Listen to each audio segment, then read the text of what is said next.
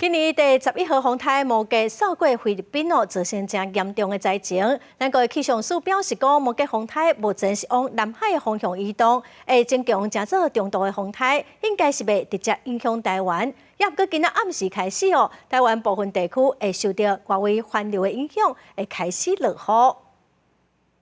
預估颱風在南海逐漸向西北西的方向，會往海南島的方向移動。其實摩羯颱風它到南海以後，它強度還會逐漸在增強。但好在的是，它是逐漸的往海南島的方向移動，所以它的外圍環流是從今天晚上一直到星期四影響我們，會讓東半部地區還有恆春半島天氣會比較不穩定。